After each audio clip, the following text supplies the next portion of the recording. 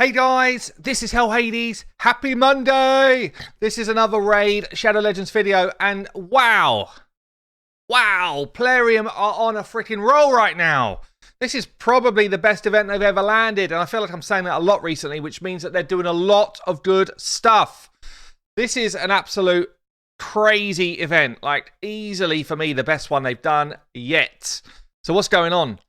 We've got a notification just dropped in Content Creator Chat on Tuesday the 27th. Tomorrow, we have got a event to get a guaranteed champion. You're like, okay, that's cool, but does that mean I've got to pull a bazillion shards and get like summon crap? No, you do not. You do need to pull some shards though. Summon champions using ancient shards. These bad boys, got 25 on my free to play. Summon champions, you've got 24 hours to get the summoning done. On your 40th ancient shard, you will be guaranteed the one, the only, Geomancer. He's probably my favourite epic right now. He is probably the favourite epic for me right now. I did a video with Ian K, or Ian K showcased his team to be fair. You should go and check out this video. 2 dwarves, 1 clan boss featuring Ian K. I put it out there a week ago. You will see the potential in clan boss of Geomancer, and it is filthy. Since then, Ian K has also done a video of Geomancer with Ninja.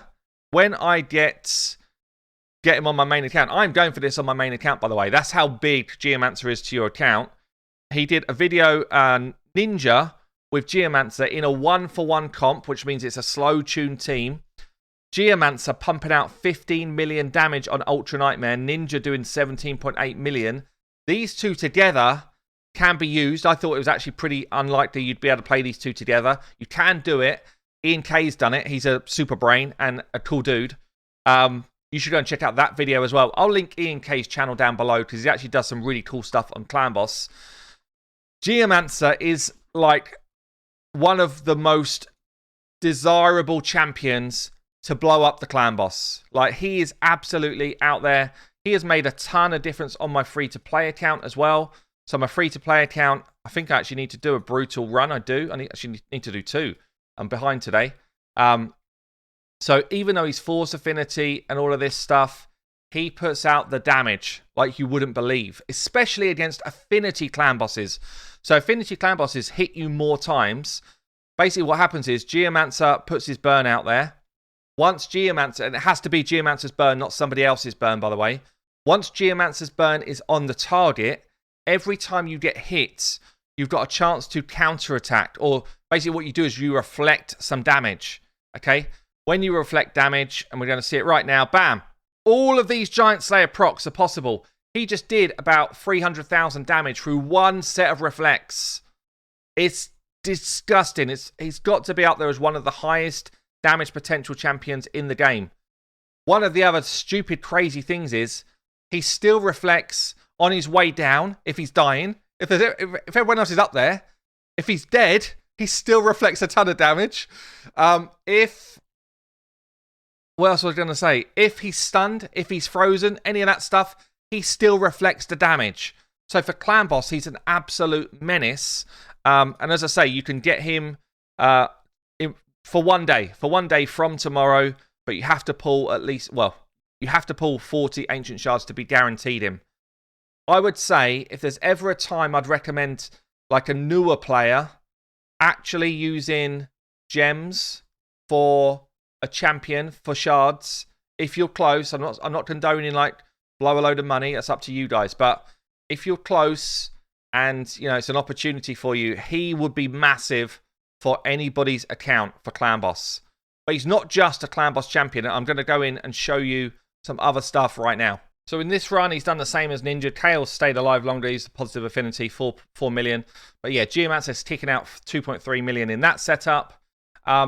So yeah, let me just quickly run through what he does so you kind of get a feel for where else he can be quality. So firstly, his passive decreases the damage all allies receive by 15% and deflects that damage onto each enemy under an HP burn.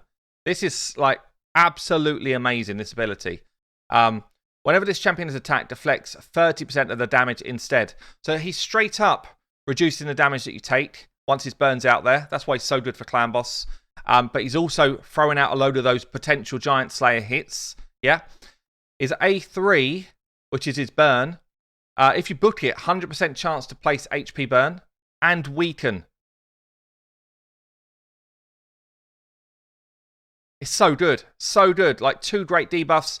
Ninja places to decrease defense, by the way. That's why they synergize kind of nice together if you can stop them stealing each other's burn.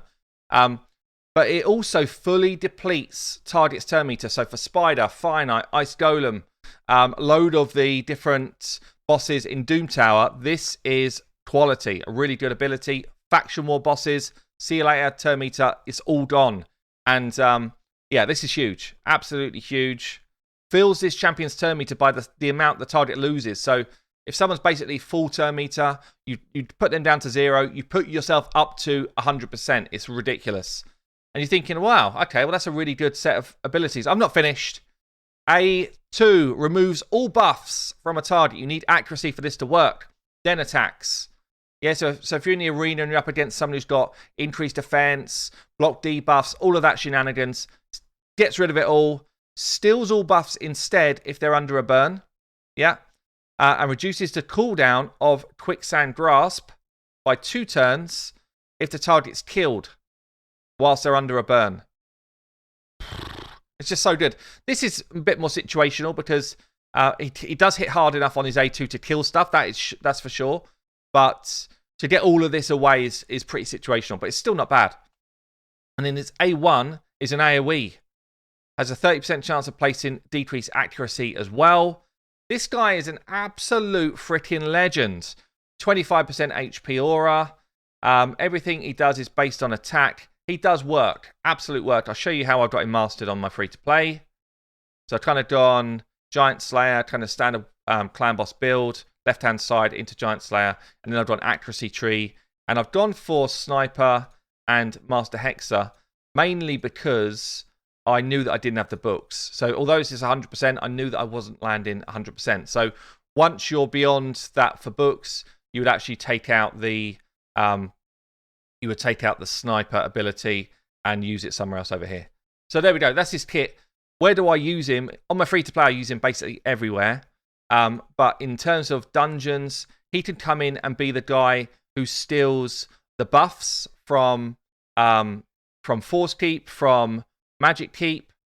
He can be the dude that where else do I use him? Ice Golem drops their turn meter, puts out the burns, so he does damage as well as dropping turn meter.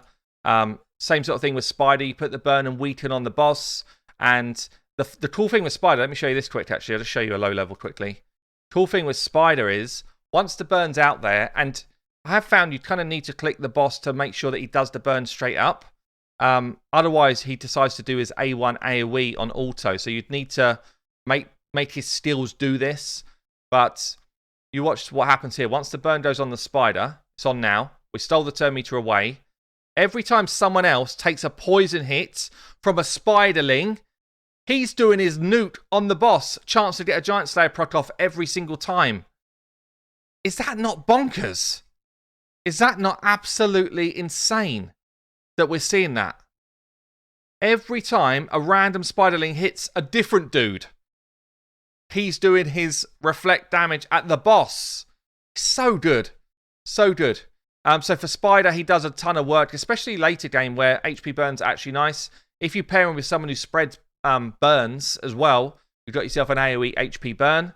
I don't know if you can tell yet, this is one of my favourite champs. I love this guy. Let me show him somewhere else. Here we go. So where did my damage for Spider come from? I'll tell you where it came from. Geomancer, 635k versus a Kale's 250 versus a Ninja's 176. No one else did anything. Crazy, right? Absolutely freaking crazy. And he does the same type of thing in Ice Golem, just reflecting damage. Same sort of thing in Finite as well. But when you get to places like Doom Tower, the guy's a legend as well. So I've not done this yet, and it's actually my next big thing to do. Against Scarab Boss, if you put him in Destroy Gear, every time he's reflecting damage, he's reflecting Destroy Gear hits. So he drops the armor of the Scarab Boss. He also does the steel turn meter thing as well. Perhaps not as good against the spider here because of his AoE A1, but still could be pretty solid. Magma Dragon is pretty terrible for because he puts a burn out there.